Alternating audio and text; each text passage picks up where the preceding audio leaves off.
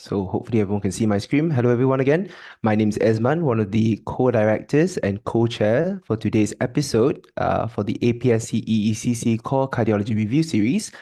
This is episode 8 of our long series, and today we'll be diving into the topic of preventive cardiology, sports, and rehabilitation in cardiovascular disease.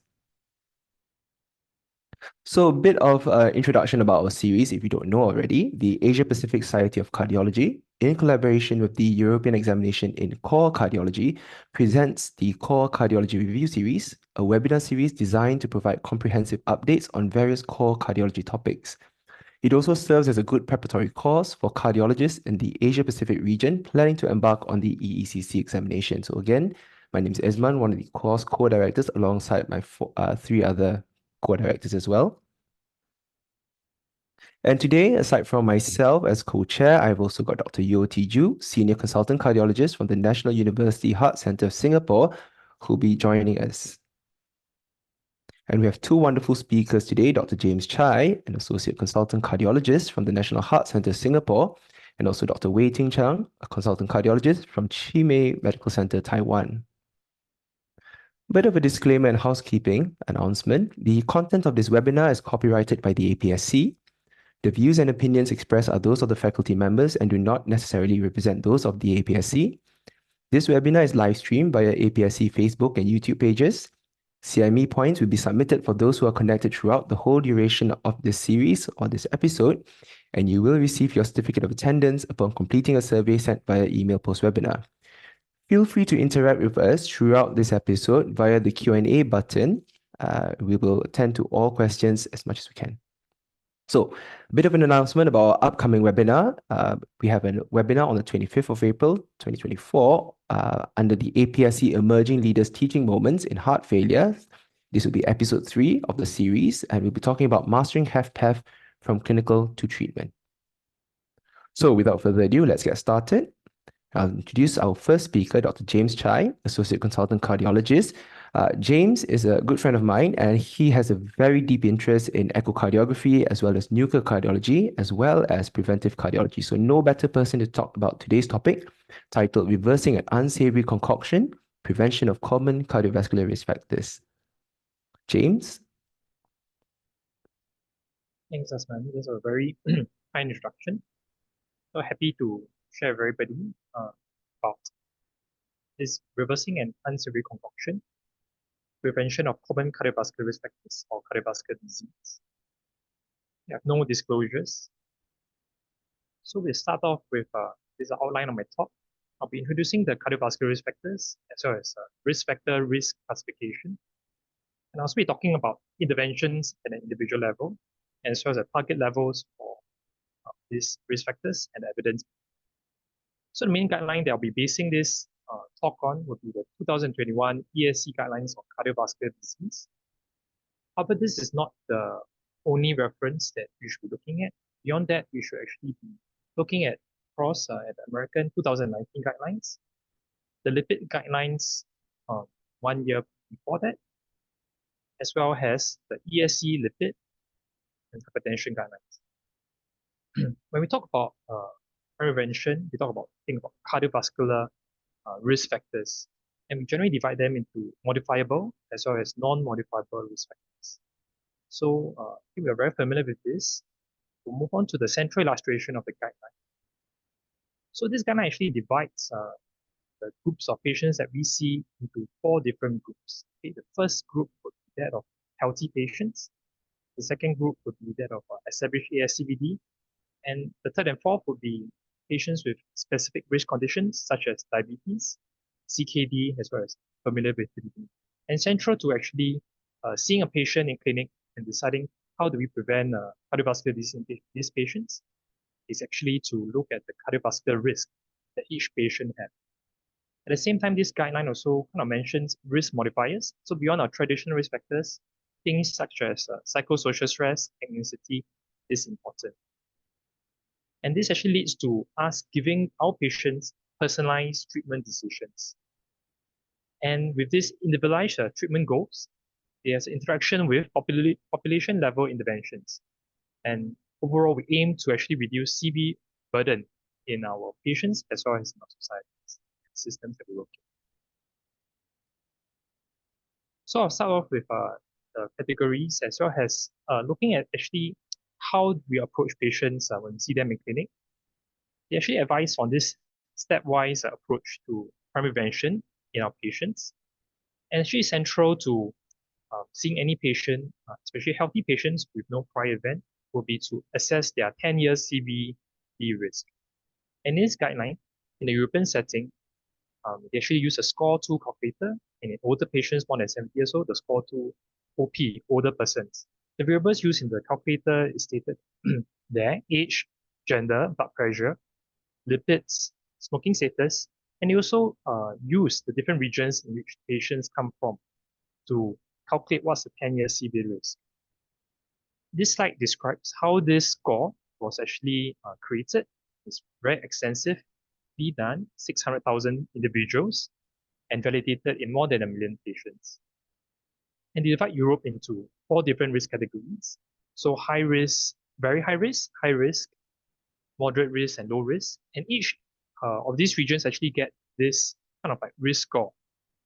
And after you get punch the numbers in this calculator, you actually get a 10-year CV risk.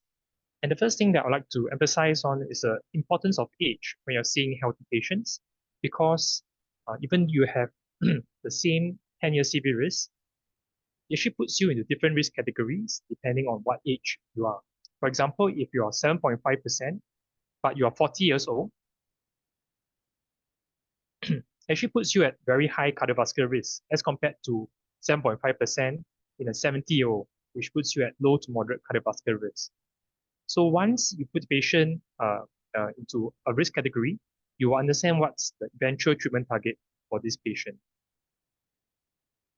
This is step 1, the guideline. It's quite a busy diagram, but I would like to focus on the bottom, which is the first step of the target.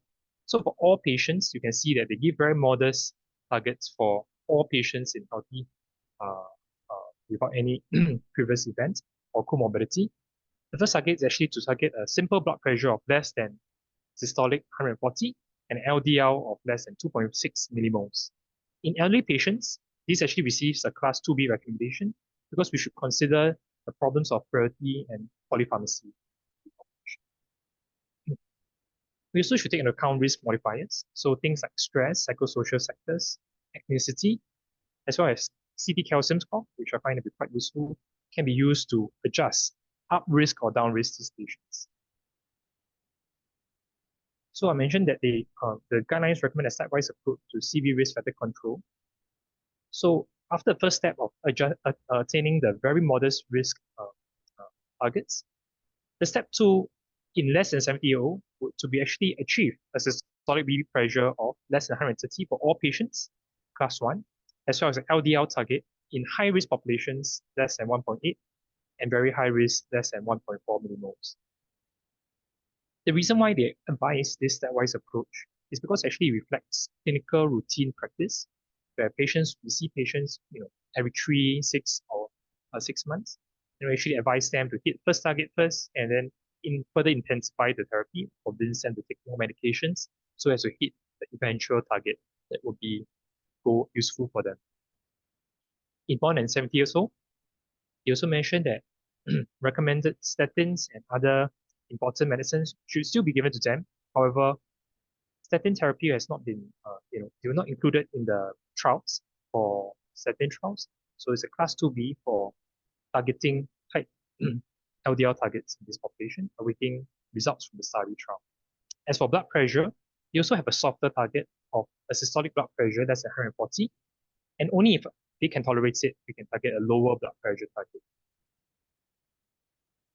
As for established ASCVD, I think we should know this group of patients well, because these are probably make up the majority of the patients that we see.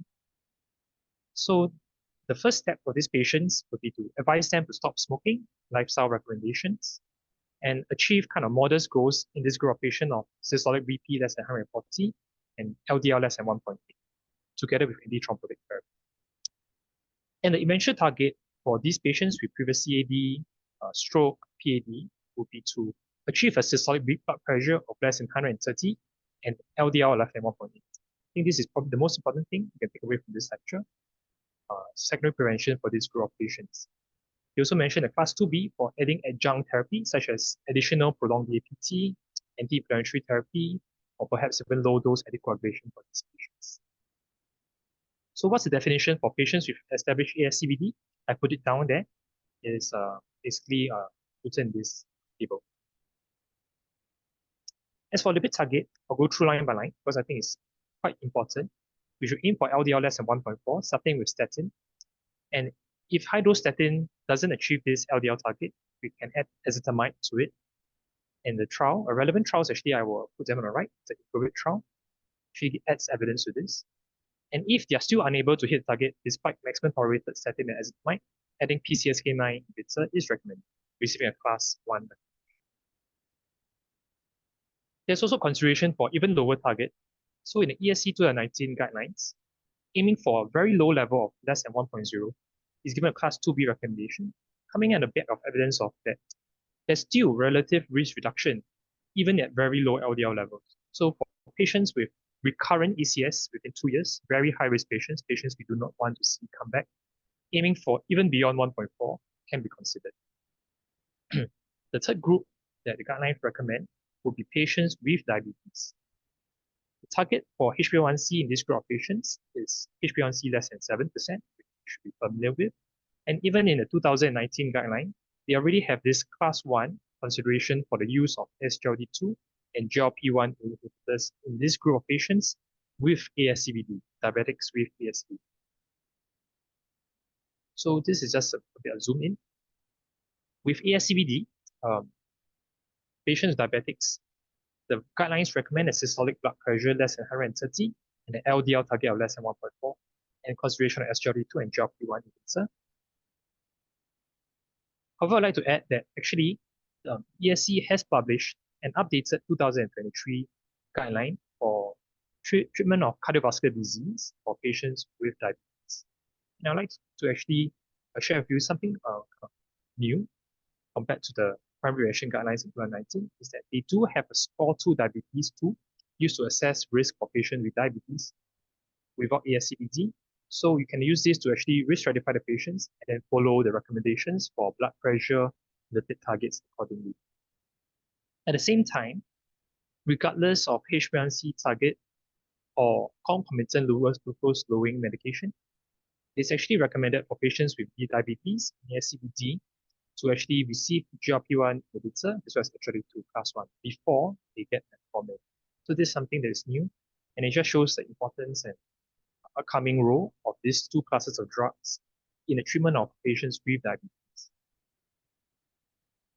So the last group, patients with comorbidities, I've added the targets very conveniently put in table form here. Patients with CKD and familial hypercholesterolemia. Patients with CKD, it's quite simple. All these patients are high risk, and if they have CKD stage 4 to 5, eGFR less than 30%, they're considered to be very high risk. Whereas for FH patients, they are very high risk. So the lipid targets will be according. This is table 6 in the ESC guidelines. Okay, I'll leave this here. It's not going to go through them because we've covered them, but it's something useful if you want to take away or screenshot this or add it in front of your clinic desk. I think it'll be quite useful. These are the treatment goals for all the different categories of patients. And this is the ones for the remaining categories, those with diabetics and those established ESCVD. Moving on to diet. I think this is something that probably a lot of cardiologists need to improve our knowledge on and also improve on personally. So a Mediterranean diet is recommended. It's probably the only diet shown to reduce cardiovascular disease in terms of data. Unsaturated fats is recommended to improve or increase the number of unsaturated fats to replace saturated fats, reduction of salt intake, restriction of alcohol, reduction of free sugar, processed meats, and so increase of fish intake will be the dietary recommendations, all class 1 in this guideline. These are table giving more details about the characteristics of a healthy diet. And next, smoking. I think this is something that is also important. We should recommend all our patients to stop smoking. and also receives a 2A recommendation for offering follow-up support. So having a physician to actually screen this patient for smoking and advising them to stop this important. They even included a model to actually estimate how much CVD-free lifetime would be gained from if you were to tell the patient to stop smoking. I would like to go through the two main risk categories, hyperlipidemia as well as hypertension, to kind of like give you guys a bit more in-depth discussion about these two topics. So the key points for hyperlipidemia would be that number one, prolonged LDL, lowering the LDL-C over a prolonged period is associated with lower ASCVD risk, even at low LDL levels less than 1.4. So we do know that it's quite obvious if LDL is 4, 5, it's very high, we would want to lower it. But even at low levels, reducing it does reduce ASCVD. And the relative risk reduction in CVD risk is proportionate to the absolute risk change in LDL-C, irrespective of the drug. At the same time, the absolute benefit of the LDL-C reduction depends on the risk of ASCVD. Therefore, if you have a higher absolute risk, for example, a risk of 20%, then the absolute benefit of lowering your LDL is higher for you. This table describes the percentage reduction of LDL for various lipid treatments, other than statins, ezetimibe, PCSK9. These numbers are quite useful to refer to kind of give a risk estimation. For example, if you see a patient with LDL of 9, for example, you will know that high-dose statin is not going to be enough to actually achieve a low LDL target. We actually know this relationship between LDL levels as well as CV event rate for many years. This is a table actually looking at all the various trials and the LDL levels as well as the event rate. And it shows a very strong correlation. The lower your LDL, the lower your risk of events. And furthermore, more recent meta-analysis actually shows that a reduction of LDL by 1 millimole leads to a reduction of MACE by 20% or cause by 10%, even at lower LDL levels. So actually, all this cumulated to the current guideline recommendations of having extremely tight LDL targets of less than 1.4 for secondary prevention. I also cover this class 1 indication of PCSK9 inhibitor, which could be an exam favorite. So the two class 1 indications would be number 1, secondary prevention in patients with ASCVD after they have been treated with maximum statin and ezetimibe therapy, or very high risk FH patients with ASCVD or major risk factors who do not achieve a low LDL target or maximum tolerated statin and ezetimibe. So these are the two class 1 indications I think profile study this.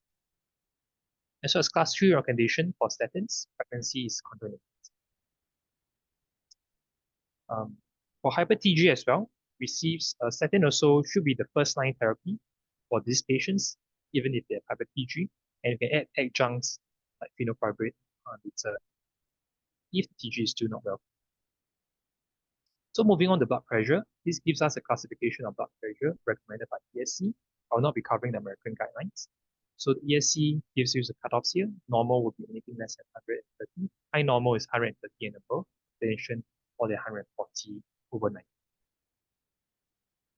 So the BP targets, everything is actually summarized in this very nice table, table 18. Give you the page number there.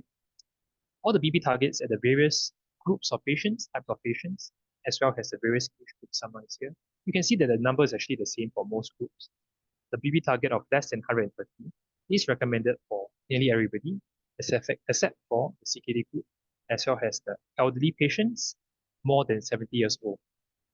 As for diastolic blood pressure, the target is the same for everybody, less than 80 mmHg, because there's some consideration whether that treatment of this diastolic blood pressure isn't as important as systolic blood pressure. And this algorithm kind of encourages, gives us a guideline on how we should initiate our antihypertensive therapy for patients. You can start off with ACE, ARB, plus minus calcium channel blocker or diuretics. The step 2, if the BP is not well controlled, you can add ACE or ARB and add both calcium channel blockers with diuretic together. And lastly, if the patient still has resistant hypertension, you can add spironolactone to these patients. beta blockers should be prescribed if there's an indication for the prescription.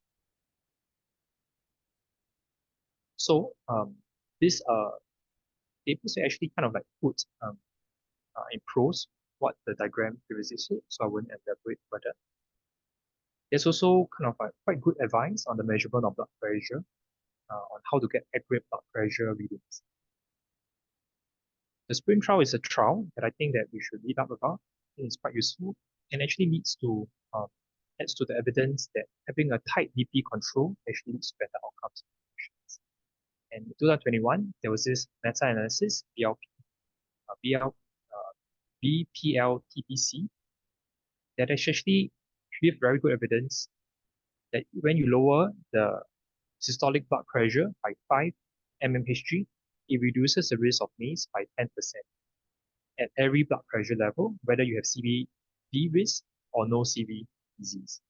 So actually, this actually gives us good evidence for the target. Okay. Even before that, there was another meta-analysis that showed exactly the same thing. So the evidence is very strong in such large meta-analysis. The guideline also, there are some policy level recommendations of reducing air pollution. There's also consideration of cost effectiveness. I'll add a few words about this. For cost effectiveness, I think we all practice in different environments, a different healthcare system, and see different types of patients in front of us. And not every patient can afford all therapies. For example, certain therapies such as PCSK9 inhibitors as well as the GLP-1 may be quite out of reach for certain groups of patients. So it is inappropriate to unconditionally implement them without first considering cost effectiveness for all patients. I think something just to keep in mind that we do write this into their guideline. In terms of screening, so all the structured screening programs run in the Scandinavian countries currently haven't shown any positive results.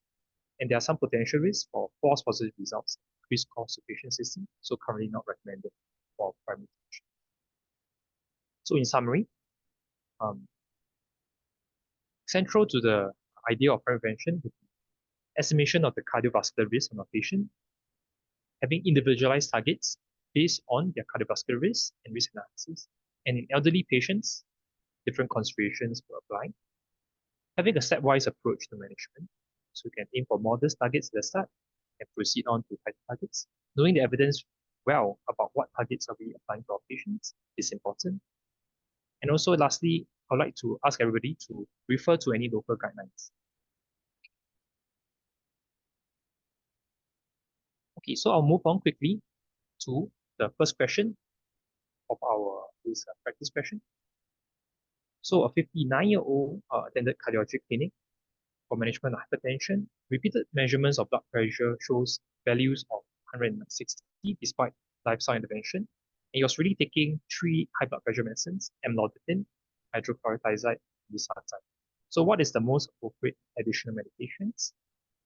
I'll give everybody about 30 seconds to kind of give your answers. I'll move on to the questions. The answer after this.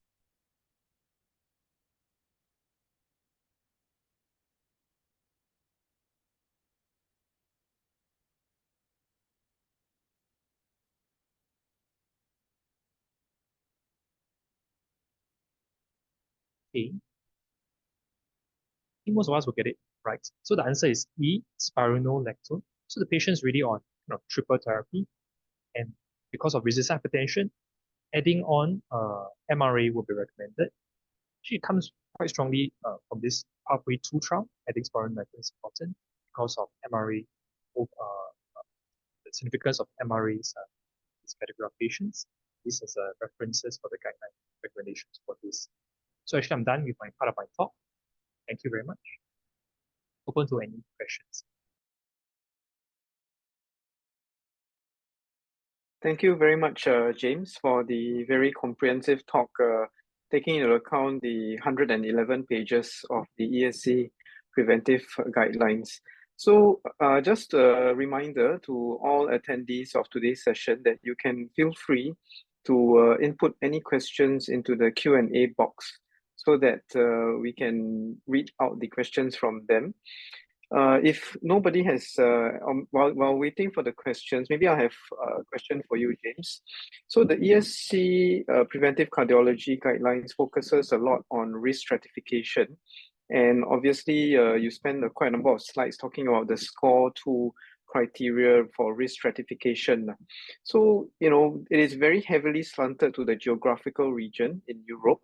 So in terms of, us here in Asia Pacific, what are your thoughts when it comes to the scoring systems? And I know you do mention some about local, in passing some of the local scoring system as well. Would you want to comment on that? So in Singapore, we do have this SG Birmingham risk score that's locally validated. I think we're quite lucky to have it. In fact, I mean, for the system that I'm using, it's actually part of our documentation system, the clinical documentation system. If we click through it, it actually can auto-populate and give us a number. So that's what I use. And I think that it would be nice if everybody has some sort of locally validated risk score so they'll be more accurate, because ethnicity actually is something that's probably very important in terms of cardiovascular risk. So using a European score may not be very accurate depending on where we practice. I think there's a question in the Q&A box. Oh yeah, okay. So this is from Pang Chao Yen. The question is, any role of, okay, I think there's a typo here, any role of renal denervation in resistant hypertension? So James, you want to take that? Yeah, I don't think it was specifically mentioned in this particular guideline, but I do think that there's a role there, although it's not, the evidence for that has been slightly weak, but I do see a resurgence in interest in terms of renal denervation. Wonder if anybody wants to add. Probably I'll just add on to that as well. I agree. I think the evidence isn't really there as compared to probably 5 years ago, but you're right, there has been a resurgence. But again, the resurgence comes with, people being on the learning curve at the other end of the learning curve already, so they are pretty familiar with the procedure. So hopefully then, with more clinical trials, they want to show that renal denervation actually does work in the right subpopulation. Plenty of new papers, I think, on recommendations for renal denervation the last 3 years or 2 years, but definitely waiting for more evidence in terms of randomized control trials. Yeah, I think it'll be a while before it is officially included in any of the guidelines. But don't forget, so coming from somebody who, really talks about lifestyle and all that, you may be, don't underestimate the power of lifestyle changes, dietary habits, reduction in sodium, regular physical activity, weight loss. So the beneficial effects, especially for blood pressure, are compounded. It's not just additive. So, okay, there's another question which is rather specific. Is there a risk of skin cancer for patients who may need to add on a thiazide, especially when the patient is young and has many years ahead of him? For this patient, maximum of many other medicines have been tried. Quite a specific question. So, anyone here wants to take it on?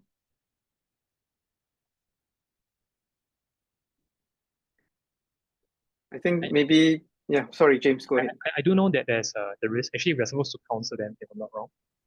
But I think we're cardiologists, so so if we go like, this is like the risk of stroke, CVD, risk. I don't really counsel if I do start, but I think for myself, the amount of thiazide that I use is quite low.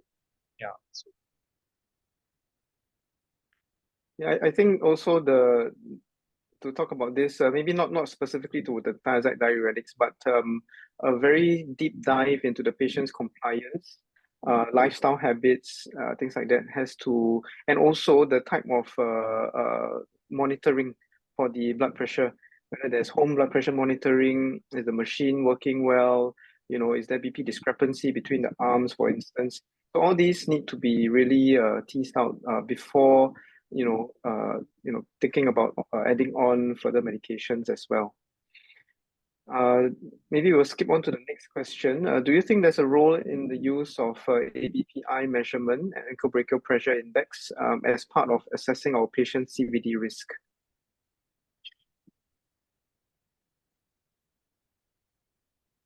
Do you get that question, James?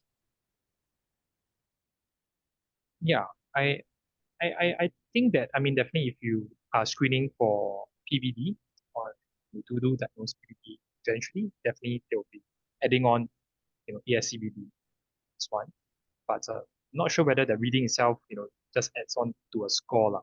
You use the number in terms of primary prevention, CV 10 years. But I think that generally, if you do have symptoms for PVD, then assessing it with the appropriate ABPI measurement and other investigations would be useful. Then after that, you can decide what the eventual targets. Yes, I agree. So basically, the patient, if the patient reports any symptoms of peripheral vascular disease, then ankle-brachial pressure index is definite. But there is also a risk of not performing the test properly. So it actually needs to be done properly. Plus, as what James mentioned, there is no existing algorithm where you can key in the ABPI to add to the risk stratification. So this is not as part of any guidelines. But of course, if you have time in your clinic and you want to value add for your patient and you want to offer something, or if you say you're borderline and you want to try and convince the patient to take certain medication or lifestyle change, then you can probably throw in this ABPI to guide your decision. And I think Wei-Ting wanted to add something. Yes, could you hear me? Yes, can. Okay, so actually I just want to echo the last question about the skin cancer. I'm kind of confused about what the association between cancer and the anti-hypertension drugs. So just quickly look up. It shows that some evidence shows that ACI-ARB possibly will trigger the risk of skin cancer development. But I think there's no strong evidence show there's absolute contraindication to use ACI-ARB in these patients. So I think based on the risk and the benefit, we still can try some like ACI-ARB as the first treatment of the hypertension. Thank you. Yeah, no, I concur with Wei-Ting. I think there's been a bit of a hoo-ha with regards to thiazides this year and late last year. That's why we've been asked to counsel about the skin cancers. When actually we look at the relative risk reduction, relative risk and all that with regards to the skin cancer versus the benefit of being on a thiazide, which is a very good antihypertensive, no doubt. We do need to weigh such things, but nonetheless, we still have to counsel them and about this minute risk of skin cancers. Following on to the last question, actually about this ABPI, if you don't mind me asking, James, when you showed one of your slides, there was a mention very briefly about carotid intima media thickness. I just wanted to find out what your thoughts are, because we use them, research setting, etc. But in clinical practice, it's been a bit of a downer, actually, this carotid intima media thickness, CIMT. Are you using that in your clinical practice per se, or again, is it just relegated to research? I think evidence for this still, like I mentioned, kind of more at the research level. In this guideline actually specifically mentions not to include it as part of ASCVD for the patient in ASCVD category. So it's not been validated to kind of like up risk the patient. Okay, we have a little bit more time, so let's just go through the last few questions. Yep. So the next one is about diet. The guidelines ignore carbohydrate restriction, but not necessarily keto diet. In terms of dietary management, despite growing evidence of benefit in metabolic disease, I guess this one we open to all the panelists and the speakers as to what are your thoughts on this. Maybe Ezman, you want to go first? Personally, I think we still need a bit more evidence before we actually plant something into a guideline per se, because guidelines sometimes debatable, but most of the time, it is evidence-based. And therefore, with regards to carbohydrate restriction, etc., I just think this space needs a bit more work before it makes it into the guideline. That's my personal thought, at least. Not sure about the rest. James or Wei-Ting, anything to add on? Yes, could you hear me? Actually, Yes. kind of agreed with Ezman's point of view, because that even like a restricted time of intake, it shows some possibly harmful effect to cardiovascular. So I think it still needs some more evidence, before we put all the things into guideline. Yes, I agree. So, James, anything to add on? Yeah, same. That. So I think the issue with dietary guidelines is that there needs to be something extremely specific and measurable in order for the patients to adhere to it. So with regards to medication, we know exactly what dose we are prescribing, what frequency we are prescribing. But when it comes to diet, it is very, very vague.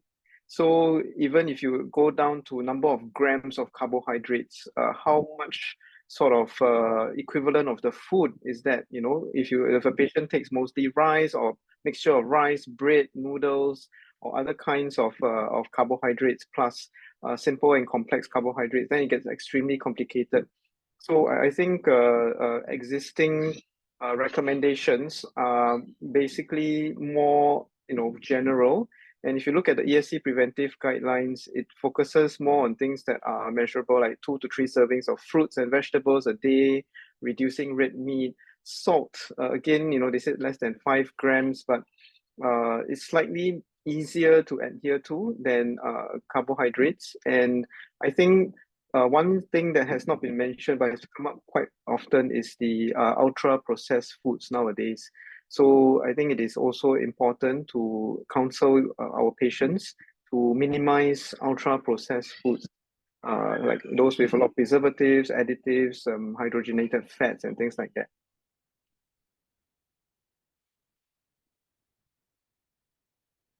Okay. There's a next question. Okay.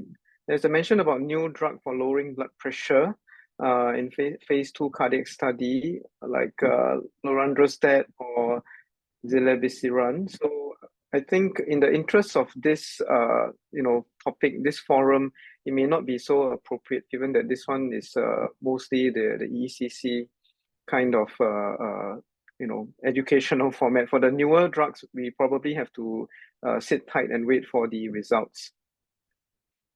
Okay, I think we can probably round up this first part of the session. Ezman, do you have anything to any other questions or any comments?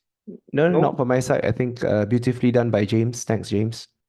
Okay, so maybe we will just I'll just proceed to introduce our second speaker, Dr. Chang Wei-Ting. So Dr. Chang Wei-Ting is a cardiologist from Taiwan, and she received her medical degree from the National Cheng Kung University Hospital, Tainan, Taiwan in 2007, and she completed her cardiovascular training in 2012. And she has a lot of enthusiasm on basic science, and she was a research fellow with the Harvard Medical School and Brigham and Women's Hospital, Boston.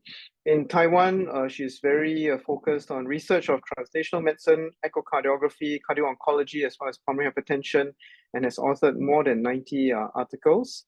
And also in 2017, received the Taiyo Wu Memorial Award for outstanding work. So let's hear from her about this topic. Let's get physical exercise and rehab in patients with cardiovascular disease. Dr. Chang, please. Okay, thank you so much about the kind introduction from the moderator. And actually this part I think is very interesting because exercise and rehabilitation is kind of new topics in cardiovascular disease. Especially I think there's still some emerging evidence. So this topic actually I want to separate to 2 parts. So first of all, actually I have nothing to disclose. And the first one is about the sport in cardiovascular disease. And the second one is about the cardio rehab. I think I want to do it, fair. So each topic will have like 10 minutes, and suppose you have enough time to discuss. And this one, I just want to quickly raise an interesting case. And actually, I treated this patient when I was a research fellow. And this one is a 30-year-old male teacher, and she has sudden cardiac death when he teach at the school with the physical exercise class. And initially, she has ventricular tachycardia and they have the resuscitation suspectively. And later on with the ECG, there's a non-specific acid elevations at the anterior lead and also increase the troponin. But it has free of all the cardiovascular risk factors. So we do the CAS and it shows there's a diametric compression at the left coronary artery artery.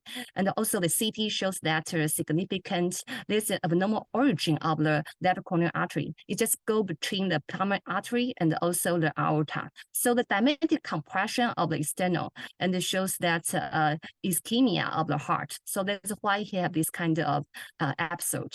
So later on, he has bypass surgery, but he asked questions. So after surgery, could I do exercise again? So I think about this part, I don't have a nice answer to him until these guidelines. So today we'll share two guidelines. The first one is the 2020 EASC guideline about the sport cardiologists and exercise recommendations in patient with cardiovascular disease. And second part is about the cardio rehab.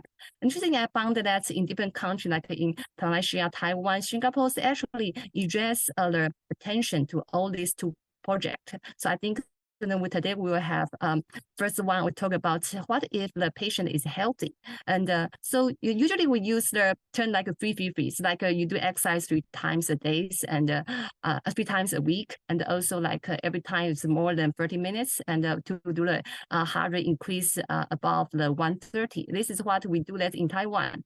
But similarly, actually the guideline shows that if we can do that regularly, increase to like 300 minutes per week, and also for the vigorous exercise and to do like 150 minutes, it would be good. But this is for normal population. How about the other ones with risk factors? So this is the score risk factors for the patient with regular low risk factors. So with this one, we can get the idea about what kind of patient we have to do a more careful screening or like assessment. So like for patients like with non-specific cardiovascular disease or like low to moderate risk, and this is no need to further evaluations. But if the patient have family history or like specific symptoms or like it's athletes, and sometimes we have to do more careful about the physical conditions and also ECG. And about the patient that have high risk factors, so maximal exercise test is necessary. About the very high risk factors, even like coronary CT, carotid femoral artery ultrasound will be recommended. So this is a very nice broad chart about how we can approach the asthmatic individuals and with the possibly subclinical cardiovascular disease. So this is about the general practice, but how about the ones who already know that have specific cardiovascular disease? So about like elders actually the recommendation goes like if it's like a moderate intensities. So it's like so about 150 minutes per week will be recommended as a class 1 indication. But if those with a high intensity exercise, sometimes go to like a 2A or 2B. And so you have to individually screen about this patient to see if it's suitable for them. About specific cardiovascular disease, so we'll just have different kind of subpopulations, but they only have time to go with patients that have the chronic stable coronary disease or just after acute coronary syndrome, or like it's like our case, there's the ones with abnormal coronary artery origins or valvular heart disease. So if a patient have CAD, so first of all, depends on how severe the CAD is. So if the patient have like above 50% lemon stenosis or like a significant multivessel disease, so we'll recommend to revascularize these lesions before you suggest them to do exercise. So if it's like a long-standing chronic coronary disease, so risk stratification and regular follow-up is always important. But if those with the exercise-induced adverse events, so it's not recommended at all. So how about the ones with abnormal origin of coronary artery? Actually, it's kind of different kind of the coronary abnormalities. So, but the two types that is most dangerous, like the one in our case is the interarterial type that goes through the aorta and the pulmonary artery, and the other one is interseptal. All these tools, actually, we don't recommend them to do exercise before corrections. So careful image study, stress test, and also careful evaluation after the correction of the coronary arteries is the most important things. But how about the patient with valvular heart disease? So just we can find there's news in Taiwan. It's a famous picture in Taiwan, and Mr. Lin actually has congenital aortic valve disease and received second aortic valve replacement recently. So, but for this patient with aortic stenosis, either with a bicuspid valves, so it would suggest if that's about moderate severity. So if the patient have impaired lung ejection fractions or like poor functional class, abnormal BPs, it's not recommended. If it's severe, sometimes it's only recommended with the moderate to severe intensity of the exercise. Above that, it's not recommended before correction. So about the altitude regurgitation, actually it's similar. If the patient has impaired ejection fractions or exercise-induced arrhythmia, so it's not recommended in those patients. About the other aortic pathology, it also has very nice classification about the severity based on the aortic root dimension, or like if the patient have Marfan syndrome specific categories. So about the other things, I think still about the most important thing is regular follow-up and the blood pressure control. So actually, I think we can get very nice and comprehensive summary about this figure.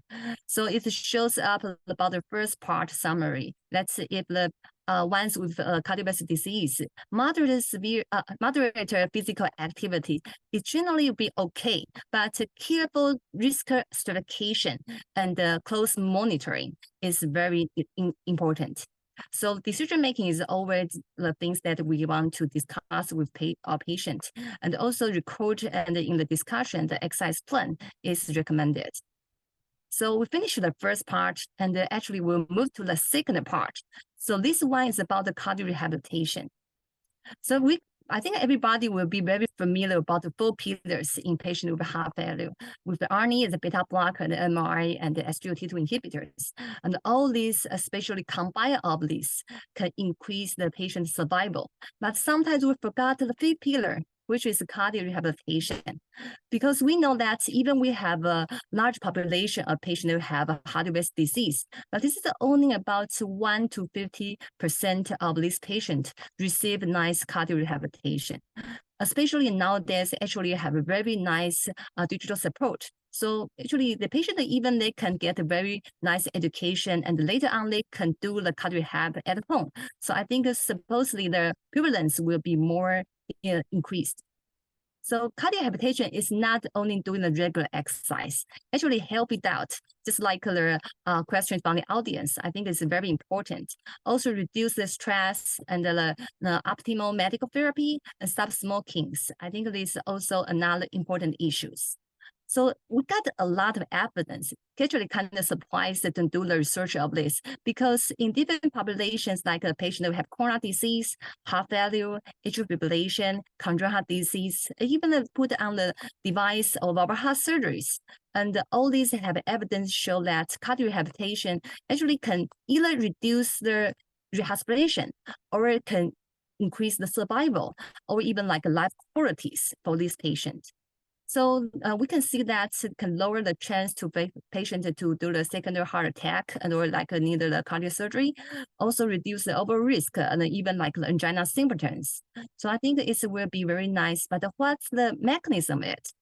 So actually it's kind of comprehensive. So the cardio rehab actually can not only increase the respiratory muscle strength, also the systemic skeletal muscle strength, and also it can induce the inflammation, and also the get a better metabolic remodeling, or even like reduce the renin-angiotensin resistance, and also to increase the cardiac output and reduce the cardiac associated like a sympathetic tone.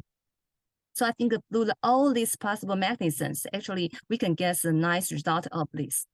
And this is the cardio rehabilitation's workflow. So based on ACC/AHA and also the ESC guidelines. So initially, I think the first thing is to identify who is the candidate is suitable for cardio rehab. And after that, the first visit, we are going to do oriented to the programs and to introduce the screening, the risk, and also give the nice physical prescriptions, and also consult the providers. And so if the patient get familiar with these programs and doing the exercise, and we want to do very nice monitoring, and not only physically but also psychologically, and also to see if we want to adjust it and to manage all the risk factors. So later on we can have a nice outcome about the increase not only the heart point outcomes but also the quality of life or like symptoms. So the optimal exercise descriptions, we call it EXRX, actually it goes on the moderate intensity of continuous aerobic exercise. So like a treadmill, like a stationary cycles, elliptical will be suggested. So it suggests like 2 to 3 times per week, and each time is about 30 to 40 minutes. So at least is 150 minutes of moderate intensity of aerobic exercise. So athletes, we can do like the resistance training will be okay. So what's the coverage of it? So I think the things that we want to emphasize mostly is this is the global incidence of ischemic heart disease. But this one is the coverage of the cardio rehabilitation, especially we can focus on the Asia and like Pacific areas. There's a high incidence of ischemic heart disease, but very low coverage of the cardio rehabilitation. So I think we still have a lot of effort that we need to do before for this mismatch. Another thing is about the adhesion. So like initially, if we include the 29% of the patient, but later on to the 56 sections complete, it's only 8%. So I think adherence and the persistence is another thing we want to put more effort on that. So this is a barrier and the problems we face right now, like this lack of cardio rehab in cardiology training, and also lack of awareness, lack of referral, and the lack of consistency. And possibly this is the solution of it. But I think the most important thing is about the digital support and the home cardio rehab. So because post the COVID-19, so it's an era of telehealth. So nowadays we can teleconference. So if it's possible, we can teach this patient how to do the nice cardio rehab. And later on, he can do that at home, or we can use the remote monitoring to see if he do it properly and to adjust the protocols. I think it will be the possible and feasible things we want to do. So about the second part, I want to summary about the cardio rehab. So first of all, this is a multidisciplinary programs and need a different kind of experts and to give a nice protocol about how to do the exercise. It's not only exercise, but actually there's lifestyle modification and the second prevention. So actually evidence show that it can reduce the cardiovascular mortalities and also rehabilitation and also increase the quality of life and also exercise capacities. Yeah, and nowadays, actually, I think it's not only traditional model. We can use the digital to do virtually or even hybrid and to increase the prevalence of the cardio rehabilitation, which will be benefit to our patient. So this is my presentation. Hopefully I'm not doing overtime, but we have questions. So I think I try to look at the EECC, the simple questions, but I think we also our experts raise some, I think, very important questions we can discuss later.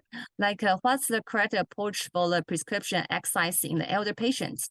And should the exercise prescriptions be given by owning the dedicated professionals, or like every cardiologist should be aware of that. And the other is the cardio rehab in the patient that have special device, or even if we would do the remote monitoring, would they help our daily practice? So I just try to answer the first one. I think our moderator and experts will answer the other things. So I think the first one is about the elders. Actually, we show this slide. It shows that the elders, if we can do the careful assessment, as most of the elders actually suggest to do the moderate intensity of the exercise. But with the high intensity, it's only like 2A or 2B indications. And the protocol actually will be adjusted, different kind of the younger ones. So I think I answered the first one, and I hopefully everybody enjoys my talk, and I think we can go for all the other questions. Thank you. All right, thank you so much, Wei-Ting. I think wonderful talk. Probably want to go back to the slide with the questions so that we can pick on them actually. And I thank you very much for answering the first question. Actually, it's a question that's very close to me because I deal with a lot of heart failure patients and they tend to be on the elderly side. And yep, you can start all the GDMT guideline-directed medical therapy for them. But end of the day, we know that cardiac rehab in heart failure, especially in the elderly, is a class 1A recommendation. But for some reason, you've shown quite nicely there's a lot of evidence, there's a lot of guides already in existence, but people are still fairly hesitant to get elderly people walking about with rehab. Any thoughts on that? Why there's so much inertia with regards to cardiac rehab in the elderly? And I'll probably start with Wei-Ting and then open it up to the rest. Okay. Actually, so my opinions, I think the elders, they suffer not only the cardiovascular disease or like the high risk factors, but also let's say skeletal muscle, like a bone disease. So sometimes if you want to encourage the patient to do more exercise, but maybe he's on like a cane or like on wheelchairs, sometimes it's not possible. But I think we have to modify the protocol to see, because the exercise is not like a traditional, like a jogging, so running, so like a strength, but I think we can modify to like a simple, easy protocols. Like I would suggest my elder patient to like a Tai Chi or the other things, which is like a more mild and gentle, but still possibly have some beneficial effect.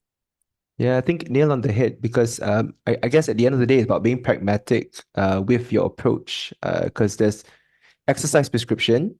You can just blurt out what you mean, or actually prescribing exercise properly according to the individual and personalizing it.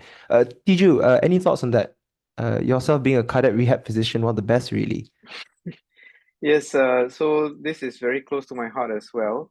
I think for the elderly, the issues of frailty and sarcopenia come into play. So they already have decreased muscle mass. So they have not much reserve when it comes to, the basic strength, big muscle groups. And if they are admitted for cardiovascular disease, that often leads to further decompensation and deconditioning. And all this adds to the also misconception that, if let's say PCI is done to a lesion, that cures their problem, or CABG is done, that cures their problem. I think us as healthcare providers, even more so, by remembering guidelines and all that, we should be on the same page and recognize the importance of physical activity. And this is even outside that of cardiac rehabilitation, just making them more active and reducing sedentary behavior, all of which happen to be class 1 indications as well, is extremely important.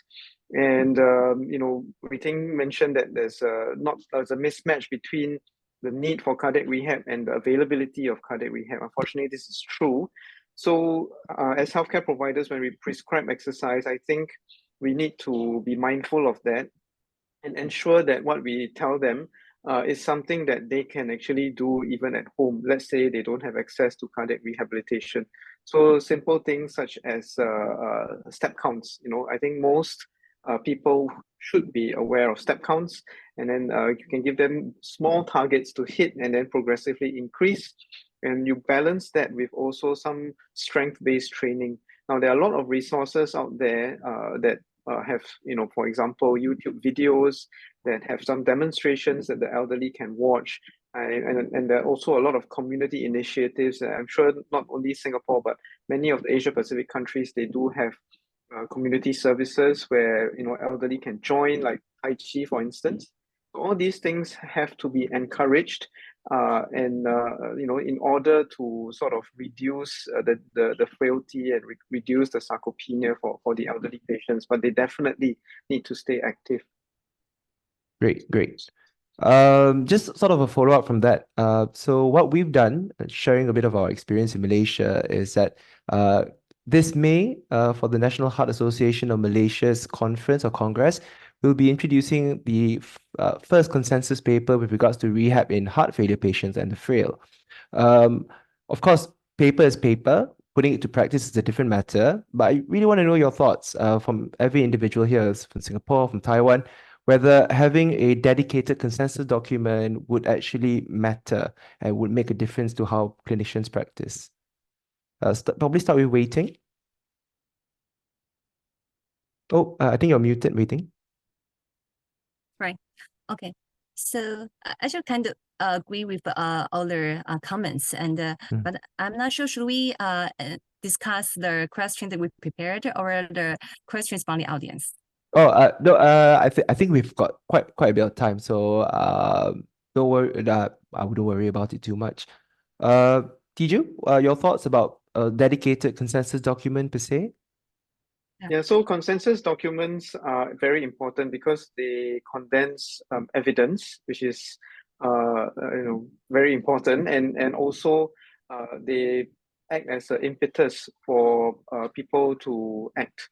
So, if depending on who are the key stakeholders, you can actually leverage the consensus statement to say that, okay, cardiac rehab does show significant benefits. It is cost effective. Therefore, it should be subsidized further. And therefore, it could be included in a package of, necessary interventions for patients with heart failure, for instance, like what you mentioned. So definitely there is a role for consensus statements to be in play, especially for such an underutilized treatment modality like cardiac rehab. Great. I think, okay, so what I'll do is I'll pivot towards the Q&A box because there's a wonderful question here. And for those who don't know, James, at least in his biography, is very interested in risk prediction models in angina and chest pain. So this question sort of fits nicely. And sorry, James, for putting you on the spot. So if a patient is above 65 years old, diagnosed to have moderate stenosis at the mid-LAD by CT angiogram, and also has prediabetes, hyperlipidemia, which is under control by medication, and he has a recent stress ECG, which was positive at stage 4. Is there any risk for him to do exercise like jogging, for example, for 5 kilometers? What are your thoughts on that? Okay, so first I would like to say that I think I would rather if there was a stress imaging performed, because that would be definitely more accurate, whether is it stress for MR or the PE can do that. But I think in this kind of scenario where you have this patient in front of you and everything is here, I would just say that probably if you have a positive stress test, it'll be quite difficult for you to kind of encourage the patient to exercise 5 p.m. Probably there'll be some risk. However, I think as a physician myself, I am a bit more open, meaning that I feel that I'm one of those who kind of like still try to encourage patient to do things, even if there's some significant, that there is some small risk. But Right. strictly speaking, I think if you have a positive stress test, I think it'll be quite hard to kind of like give the go ahead. Probably what is clinically indicated to evaluate this further, have the patient, patient symptomatic and revascularized indicated. Great. TJ, I'll pivot to you actually this question. What would your approach be if someone did refer this patient over to you? Okay, so I noticed that Wei-Ting has showed her slide, which is actually for competitive sport, but there's also mention of some recreational sport at the bottom as well. So, this is a very nice workflow that you can use for, especially if the patient wants to take part in something that's rather intense. So, 5 km is actually, the intensity is significantly higher because the pace is much faster than, let's say, a 10, 21 or even 42 km. So usually people run pretty close to max out for 5 km. But the difference is if the patient is doing this on a recreational basis, it's just taking it easy and trying to run for his own health, then, it becomes a little bit more borderline. So granted, we have this workflow here, but personally, what I would say is that we would go by symptoms. Are there any episodes of chest pain? And for stage 4, that would be just where jogging is necessary for a bruise protocol. Yep. So what I can do is counsel the patient about, whether he is open to consider invasive coronary angiogram and, maybe with a view of doing some intravascular testing like FFR or things like that. And if, let's say, he's not keen for any of this, he just wants medical therapy, then I would use the ischemic threshold for the stress test. So for patients who I see in cardiac rehab who have chest pain or who have some sort of ECG changes, I will use the heart rate where this happens as the ischemic threshold. For instance, if they get ST segment depression more than 1 mm at a heart rate of 130 or 120, then I will give a buffer between 10 to 15 beats of the heart rate, and I will get him to exercise up to this buffer. So let's say the ST segment changes at 120, then I will ask him to exercise around 100 to 110 beats per minute and cap it at that. And that's assuming he has a heart rate monitor. So this one gets a little bit technical, but if that is what he wants and he's okay with that, then he can do so by using the ischemic threshold. Great. And Wei-Ting, would you do anything different per se? Actually, I very agree with TJ's comment. Actually, I think it answered almost the question. I think that because this one is based on corneal angiography, so I agree with the functional study like FFR, because I think in the middle LED stenosis, it's not like going to the high risk lesions in this flow chart. So I think that with the detailed programs about like what the target heart rate and what is possible tolerable for this patient, I think we can have a nice exercise protocols if the patient doesn't want to do the investigation and ask for like medical therapies instead. I think the protocols TJ raised, I think is very practical and useful. Yep, agree. I agree. So we'll go back to the slide to the question. And the next question is actually something that I came up with just because I was just thinking about some of the possible questions we could ask. And the first thing that struck my mind was, would I be comfortable personally, after listening to today's talk, to prescribe exercise to my patients per se? And honestly, the answer is no. So really, my question is, should exercise prescription be done by only dedicated professionals? And probably we'll have different thoughts on this, TJ, Wei-Ting, etc. Probably we'll start with Wei-Ting, if you don't mind. What do you think? What are your thoughts? Should exercise prescription be done by only those trained? So honestly, I don't know much about the exercise in my patient with cardiovascular disease or like a cardio rehab before today's presentation. So actually, I learned a lot, and I'm the most ones that get the benefit from this presentation. So I think, but after the presentation, after the study of these guidelines, I think the most important thing about the prevalence of the knowledge of a cardiologist. I think more of my colleagues or like a cardiologist in our hospital can know about the exercise protocols for this patient. I think the patient can get the better recommendation because I think there more and more patients, especially ones who need the primary preventions, they love to do like a jogging exercise or like go to the gyms. So we will have more questions about what is nice exercise protocols, but I don't know much about that. So I think the knowledge for the cardiologist is the most important thing. So I truly agree that every cardiologist should have the knowledge about how to do the exercise protocols for these patients. James, what do you think? So actually what I think is that it also depends on what you're being asked to do. For example, the previous question, probably a bit complicated. Maybe somebody with more experience will be required to prescribe exercise for this kind of positive stress test. But in general, I think most of the patients we see, they are on the other side of the spectrum. They're not doing enough. So I really think that just by being in a clinic and telling patients you should exercise more, moderate exercise, telling them that the standard is very high, 150 minutes recommended, nobody really I mean, after thinking that the truth is not many people are able to do it. Not many people are tend to commit to like cardiac rehab program. But just being there and telling them it's good for them, heart failure patient, but you should go for it, you should exercise, ACS patient. I mean, my experience is I run this post-ACS clinic, and I think it's good if you really put in effort to like tell them how important it is. Great. And sort of an extension to the question, TJ, but sort of still sticking to the same theme. Yourself being trained actually formally in St. George's with regard to sports cardiology, etc. What would you think is minimum requirement when it comes to being able to prescribe professionally? So it's a good question because exercise prescription, there's always a spectrum. Like what was mentioned earlier, I think the very bare minimum is for us as healthcare providers. Doesn't matter whether it's cardiologists. I saw that there are a lot of allied health and nursing staff attending today's talk as well. So as long as we, stick to the same advice on encouraging physical activity. So in Asia, there's always a tendency to get the elders to rest, don't exert, things like that. So I think that's a misconception. And staying active is very, very important. So as I mentioned earlier on, it can be something very basic as using steps a day, and complementing it with 2 to 3 days of strength-based training. And this can be something like just going down for a Tai Chi session.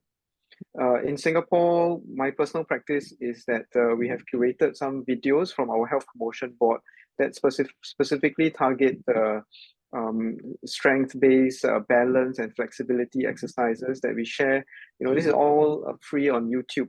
So patients can actually refer to these videos to sort of regularly do some sort of strength training, even if they have no equipment and no access to any gym or fitness area. They can still watch, and there's no equipment necessary for these YouTube videos. So the bare minimum is to spread the awareness that exercise is important. Then step 2 would be to actually go a bit more granular. So I tell my registrars who come over for cardiac rehabilitation to use the FITT principle. So frequency, intensity, time, type. So that's a very basic. So everyone knows the magic numbers of 150 minutes a day, and then 5 times a week, things like that. But those are goals, or at least something to aim for. In a frail patient, when you tell them 150 minutes, they will give up already. In Singapore, we recently had Singapore Physical Activity Guidelines, which also is open source, so you can Google that. There's no more minimum. As long as they exercise, even putting in 5 minutes of walking, climbing the stairs, every bit counts.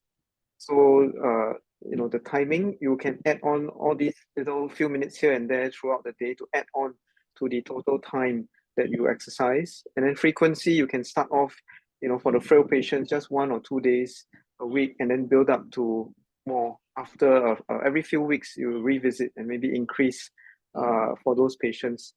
And finally, the last step is, of course, to be aware of avenues to refer to. So there are a lot of physiotherapists around, a lot of rehab related healthcare professionals around. So ask around your own center, ask around your own region to see who is doing that, and be aware of that, and be very liberal in referring. You may be surprised that there are community resources that provide low cost cardiac rehabilitation for these patients, and that's perhaps all they need to some motivation to sort of cross that threshold to do physical activity. Lastly, for the very, very frail patients, sometimes they may need specific geriatric rehab because they have sarcopenia, their muscles are wasted, and they cannot exercise enough to reach the heart rate thresholds for exercise prescription. So they need to strengthen their muscles first. So they may need geriatric rehab specifically to improve their muscle strength. Great. Just being a bit mindful of time, but I think we can squeeze in one question, and I really do want to ask the final question on the slide, actually. If anything, COVID-19 is also a blessing in disguise because we've learned to live with a lot of remote clinics and remote monitoring. I know, Tee Joo, specifically, your center, you've done quite a bit of work with regards to remote monitoring and rehab, but I also want to find out from Wei-Ting and James about your thoughts about the role of remote monitoring when it comes to cardiac rehab. Probably start with Wei-Ting first. Okay. So as what I know that we also have the remote assistance for the cardiac rehab. We use similar like a YouTuber, like the other image sharing platforms. So that's the patient can receive. The doctors in my hospital, actually, he running a program about the remote assistance about the cardiac rehab. And so he have like a special app. So the patient he initiated the cardiac rehab programs. And so he have a specific link and he get some about the educational programs. And also the doctors can have some suggestions about if he do it properly, or like if he want to increase the next level about the exercise. But I think the main problems currently is we cannot have a device that about like a cardiac ECG monitoring or like a BP monitoring real times from this patient when he does the cardiac rehab. So I still very think that we have a lot of things to do about that. But I really want to know about the TJ's hospital, if he had similar problems and how to solve this problem about the remote monitoring from the patient side, about the cardiac, like the physiological parameters. Yeah, TJ? Yeah, so this is actually gaining a lot of traction. It's actually class 2B recommendation, going back to the ECC teaching style. So remote monitoring or telehealth based is actually, from at least the study that we have been doing in my hospital, is a randomized controlled trial of a telehealth based system, also app based. So we can see how much patients exercise. Of course, before letting them go free, we do a risk assessment. We sort of screen them and tell them what kind of exercises to do. Then for the duration of the usual cardiac rehab program, they are actually all on their own. Then we actually got them back. So this was a randomized controlled trial, and we are analyzing the results now. But preliminarily, the uptake is better, the completion rate is better, and the outcomes are the same. So it is all very promising, and it will be good if. The problem with this is that different regions have different resources. They have different cultures, so the response to this kind of tele-rehab has to be individualized to the region. So there's a lot of studies in the Western world where the apps are very tailored. So if you ask a patient to look at videos on Asian patients, they might not relate to it. So you need to actually individualize to your own region. And the app that we use was actually built from scratch. Right. I think that's amazing work. And I agree. I think it's all about personalizing really to make it relatable to your target audience. James, any thoughts on remote monitoring per se? Yeah, in fact, that sounds like a really good program. Yeah. I think if you can really do it, and it will be very wonderful for patients. We don't really have that. Okay, great. Okay, so I think we're right on the dot actually at 7:15 to end today's session. I really like to thank all our speakers today, James, Wei-Ting, for those wonderful talks. A lot of hard work put in. Some even foreign to you guys as well, but you've really managed to make it insightful talks. I'd like to thank Tee Joo actually for agreeing to chair today's session with me. I would be hopeless if it was just me alone, honestly. You provided so much input for today's session. I'd like to thank all the audience for paying attention and for sticking with us throughout this last hour and quarter hour, sorry. I'd like to remind everyone, there's a webinar on the 25th of April again on HFpEF. Please tune in. With regards to the APSC-EECC webinar, this is actually the final episode for this series. We will hopefully recommence after the APSC conference in Dubai this year. So watch out for posters and watch out for the dates, etc. Before we end, actually, any final thoughts from the panel? I'll probably go around starting with Tee Joo. So back to the prevention portion. So every one of us healthcare providers, I think with the guidelines in place, please try to be more aggressive when you prescribe the medications in hospital, because it's always easy to take away medications when they come and follow up.